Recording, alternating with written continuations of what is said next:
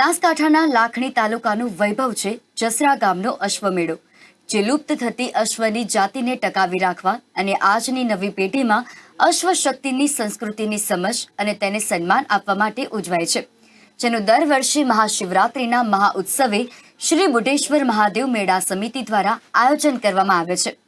આજે ગુજરાત વિધાનસભાના અધ્યક્ષ શંકરભાઈ ચૌધરીના વરદ હસ્તે ગુજરાતના સૌથી મોટા અશ્વ શો જસરા મહોત્સવનો લોગો લોન્ચ કરાયો।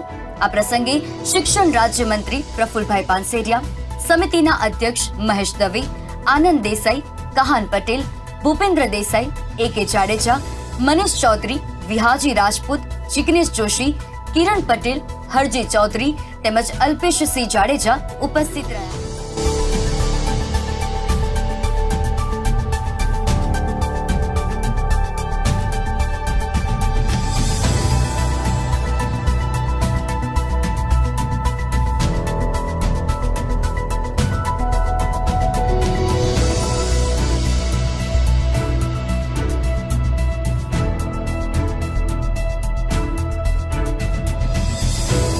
દવેત સાર્વજનિક ટ્રસ્ટ સંચાલિત શ્રી બુઢેશ્વર મહાદેવ મેળા સમિતિ આયોજિત ગુજરાતનો સૌથી મોટો અને નેશનલ કક્ષાનો મેગા અશ્વશોનું આયોજન અમે દર વર્ષે મહાશિવરાત્રિના અવસર ઉપર કરવામાં આવે છે।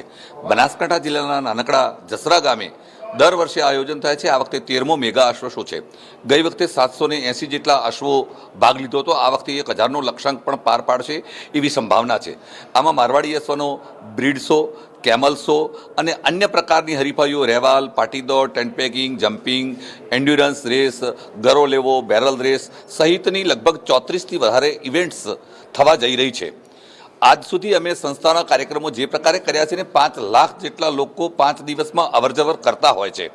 આ પ્રકારમાં જે કાર્યક્રમ કરીએ છીએ જેમાં સરકારના પશુપાલન વિભાગ અને પ્રવાસન વિભાગ અમને સહયોગ પણ કરે છે। તે સિવાય બ્રીડર્સ અને અન્ય લોકો પણ આમાં અમને સહયોગ કરતા આવ્યા છે। આ વખતે 1000થી વધુ અશ્વો ભાગ લે અને એનો લક્ષ્યાંક અમે પાર પાડીએ એની સાથે સાથે નવા લોગાનું લોન્ચિંગ પણ આજે ગુજરાત વિધાનસભાના આદરણીય અધ્યક્ષ સન્માનીય શ્રી શંકરભાઈ ચૌધરી સાહેબના દ્વારા વિધાનસભા કાર્યાલય ખાતેથી નવા જસરા મહોત્સવ એવા નામથી નવા લોગાનું અમે લોન્ચિંગ કરવા જઈ રહ્યા છીએ। આગામી દિવસોમાં ગૌમાતાની પણ પ્રતિયોગિતાઓ અમે કરવાના છીએ અને એ સિવાયની અનેક ખેલ મહાકુંભ સહિતની પ્રતિયોગિતાઓ આની સાથે સાંકળી અને આ કાર્યક્રમ 5 દિવસનો થાય છે એના બદલે 10 અને 15 દિવસનો કાર્યક્રમ લંબાવી શકાય અને દેશના સૌથી મોટા શો તરીકે જે ચાલે છે એને વધારે મોટો બનાવવાનો અમારો પ્રયત્ન છે અને એટલા માટે આજે સમિતિ દ્વારા અમે આજે માનનીય શંકરભાઈને મળી અને લોગોને લોન્ચ કરવા માટે આવેલ છીએ।